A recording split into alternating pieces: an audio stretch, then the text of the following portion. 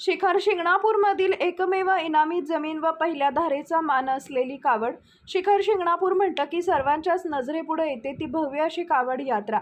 याच कावड यात्रेमध्ये आपला ऐतिहासिक वारसा जपत एक कावड परंपरेनुसार प्रत्येक वर्षी चालत येऊन शंभू महादेवाला धार घालण्याचं काम करते।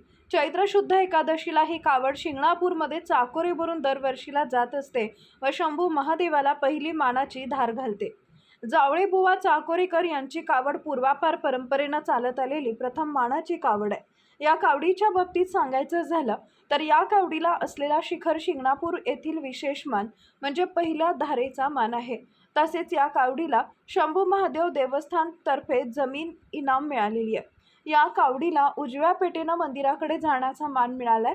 तसेच शिखर शिंगणापूरमधील मोहीकर पाटील यांचा जो मान आहे त्याला पूर्वी काळी राजाचा पार असं संबोधलं जायचं।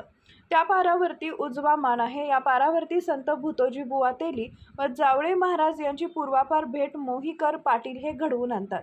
या भेटीचं विशेष महत्त्व म्हणजे ही भेट घडून आल्यानंतर यात्रा संपते। भाविक भक्त या कावडीला नवस बोलतात व ते नवस भक्तांचे ही कावड पूर्ण करते अशी या कावडीची ख्याती पंचक्रोशीत आहे। या कावडीला नवसाला पावणारी कावड असंही म्हणतात। मी जावळे महाराज बोलते चाकोरी। ही पूर्वीपार कावड आलेली आहे।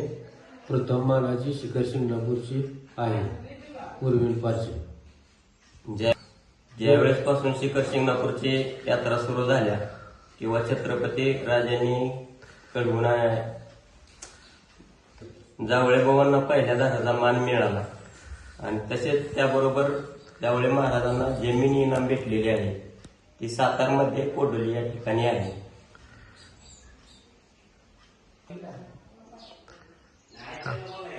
मोहीकर पाटील यांच्या पारावरती जावळे बाबा भूतोजी बुवांची भेट मोहीकर पाटील त्यांच्या पंचाच्या समवेत घडवून आणतात।